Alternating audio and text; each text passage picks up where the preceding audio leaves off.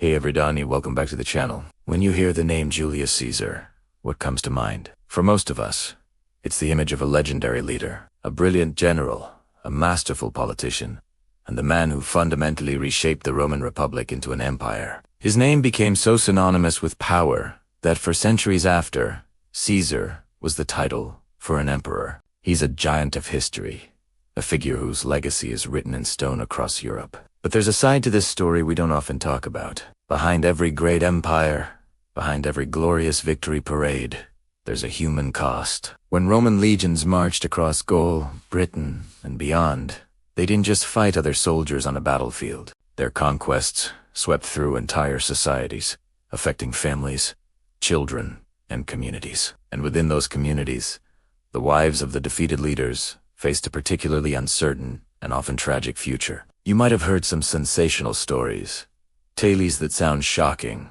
emotional, and frankly, disturbing. It's easy to imagine the worst. But our goal today isn't to shock you. It's to understand. We're going to peel back the layers of myth and legend to find out what really happened. What did Roman law and custom actually say about the women of conquered tribes? What did historians from that time actually record? And most importantly, what can we piece together about the voices that were lost to history? To start, we need to understand the Roman mindset. For them, victory wasn't just about winning a battle. It was about total subjugation. When a foreign king or chieftain was defeated, he, his family, and his entire people became the property of Rome.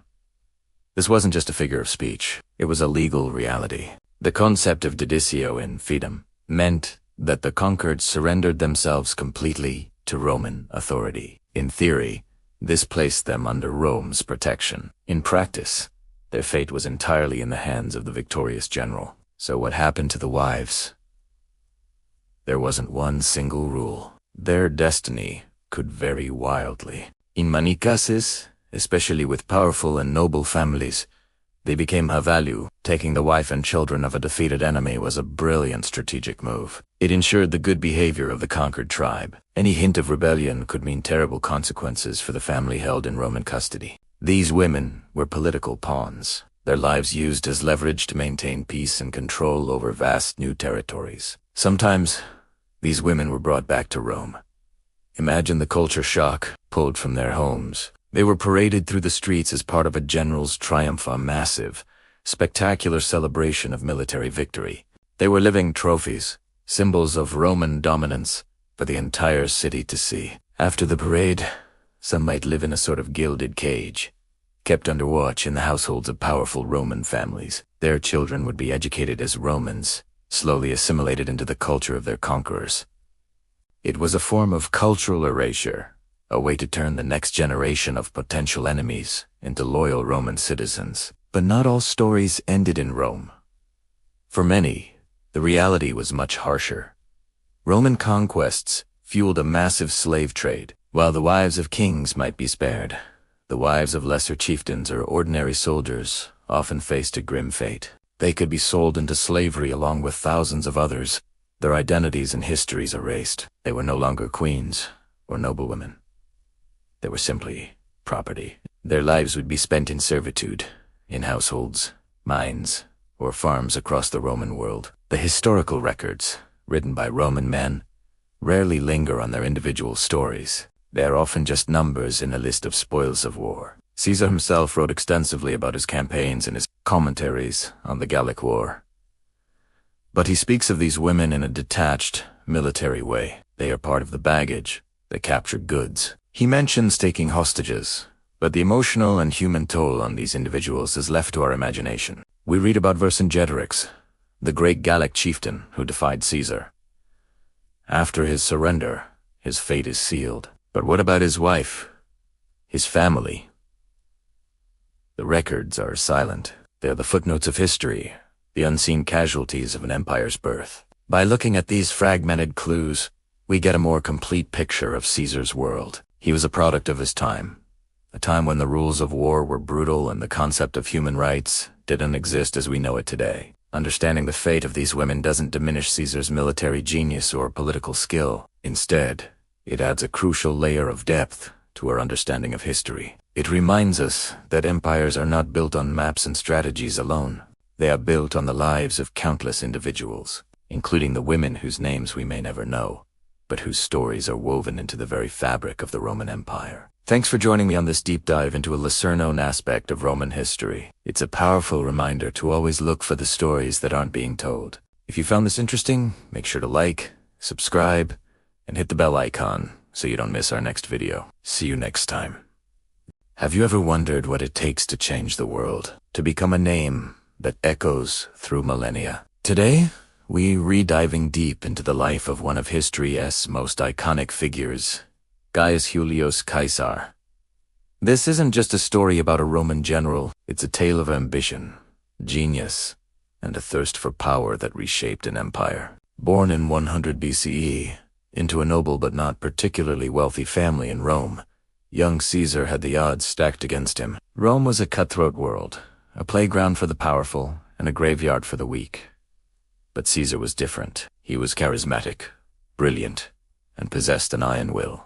He understood from a young age that in Rome, power was everything. He began his journey up the infamous Cursus Honorum, the sequential order of public offices. He served as a quaestor, an aedile, and then a praetor. Each step a calculated move on the grand chessboard of Roman politics.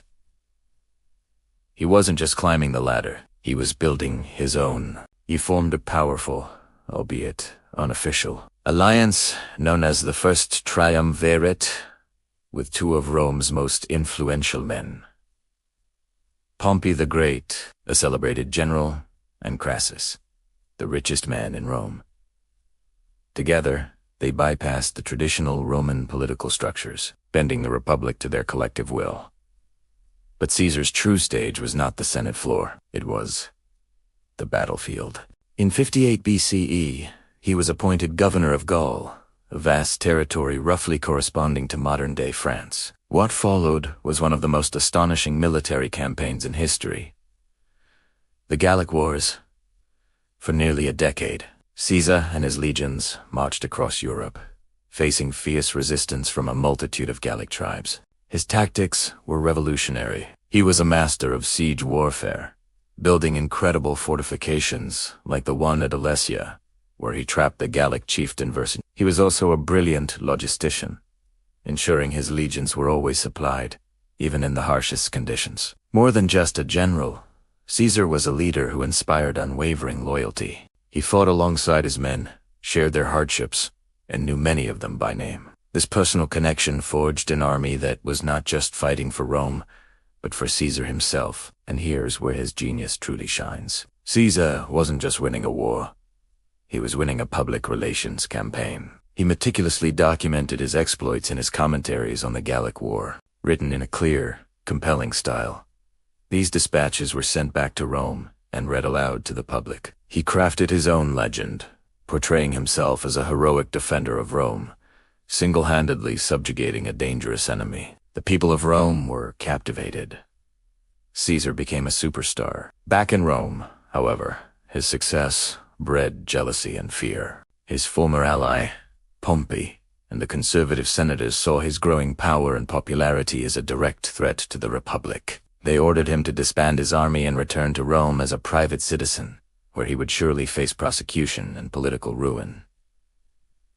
Caesar was at a crossroads: obey the Senate and face oblivion, or defy them and plunge the world into chaos. In January 49 BCE, he made his fateful choice. He led his 13th Legion across a small river in northern Italy called the Rubicon. Crossing the Rubicon was an act of treason, a declaration of war against his own state. The famous phrase, alia iactaiste, the dice cast, was supposedly uttered at this moment. The civil war that followed was swift and brutal. Caesar's hardened, loyal legions proved unstoppable. He chased Pompey across the Mediterranean, defeating him at the Battle of Pharsalus.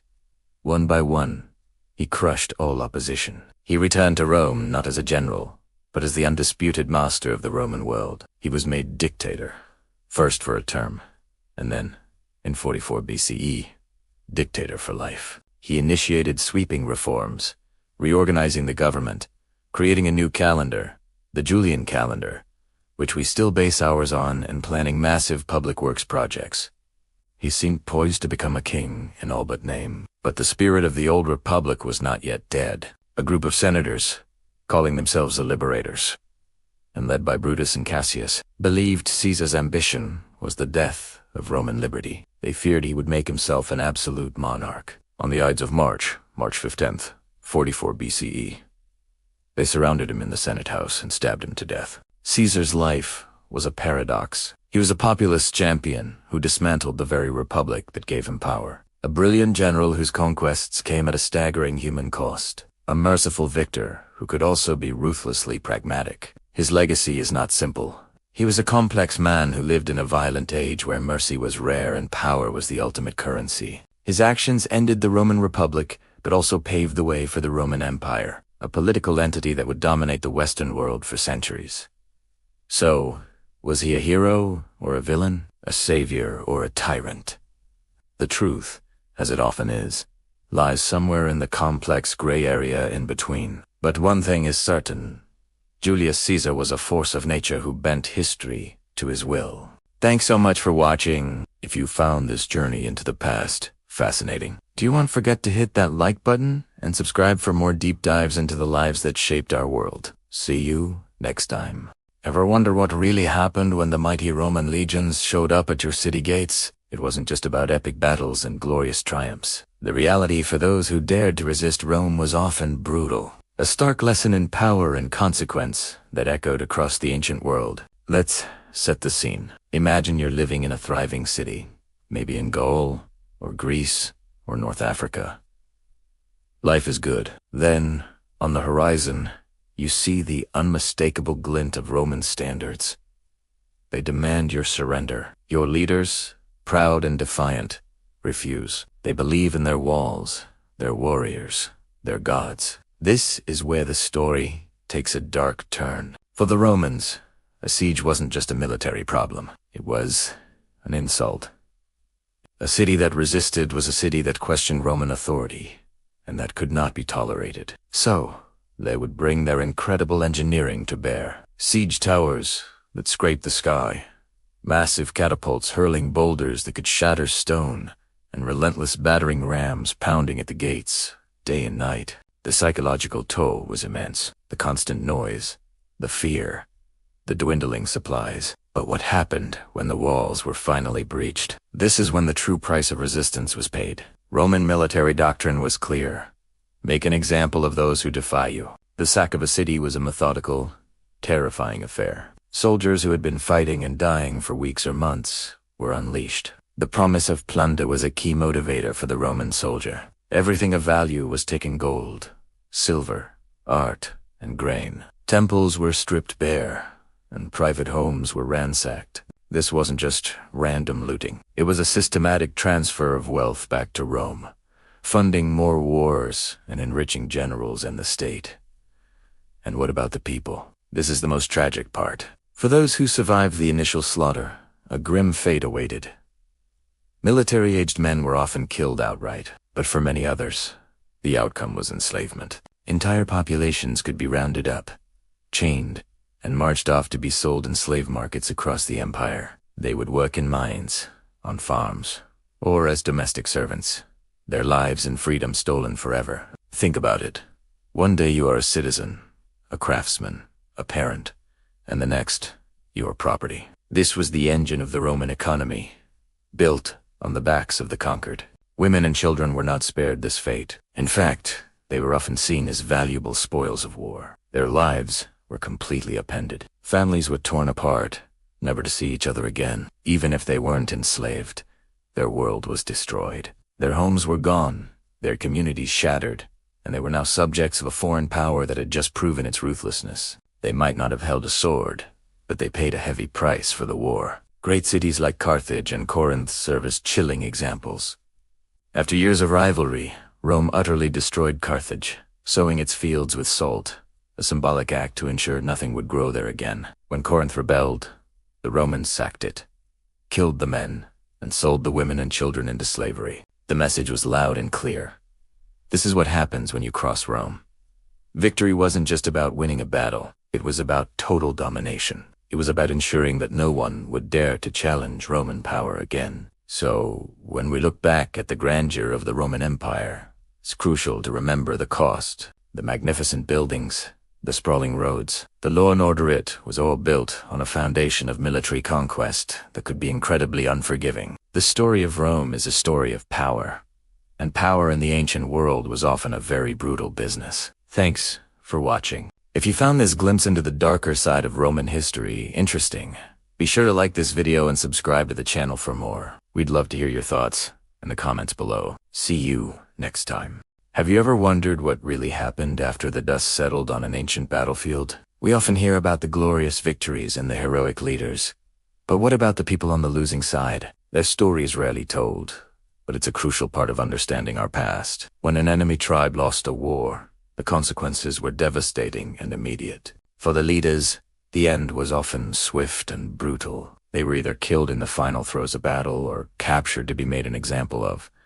This wasn't just the end of their rule, it was the end of the line. But the real tragedy extended far beyond the battlefield and the fate of the leaders. Think about their families, spouses, children, parents. Suddenly, they were stripped of all protection. The very social fabric that held their lives together was torn apart in an instant. These families, who might have been respected and influential just days before, were now vulnerable to the whims of the conquerors. Their homes, once places of warmth and security, were often the first targets. Invading armies would loot and burn settlements, not just for resources, but as a powerful symbol of their victory and the total collapse of the defeated tribe's world. Everything they had ever known was turned to ash. And what about the most basic necessity of whole food? The conquerors would seize control of food supplies. Granaries were emptied, livestock was driven off, and fields were destroyed. This wasn't just about feeding their own army. It was a strategic move to break the will of the survivors and prevent any chance of a rebellion. For the defeated people,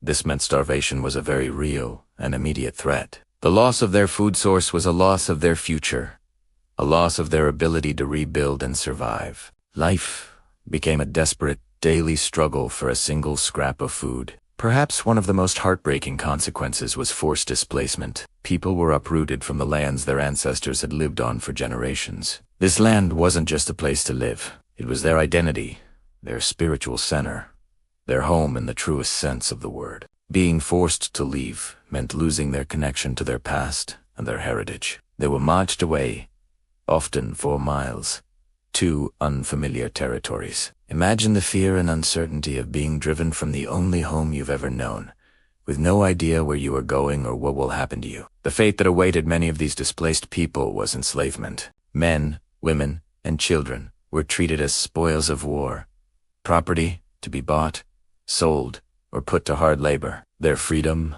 was gone. They became servants, laborers, or worse, forced to build the new world of their conquerors on the ruins of their own. For others, they became refugees, scattered and wandering, seeking shelter in foreign lands where they were often met with suspicion and hostility. They were people without a place, without a community, and without a future. In a single day, their entire reality was shattered. From being part of a proud, independent tribe, they became slaves, refugees, or scattered survivors struggling to stay alive. It is a sobering reminder that the story of war is never just about the soldiers on the battlefield. It's about the families, the communities, and the cultures that are irrevocably changed in the aftermath. Understanding this side of history gives us a more complete and more human picture of our collective past.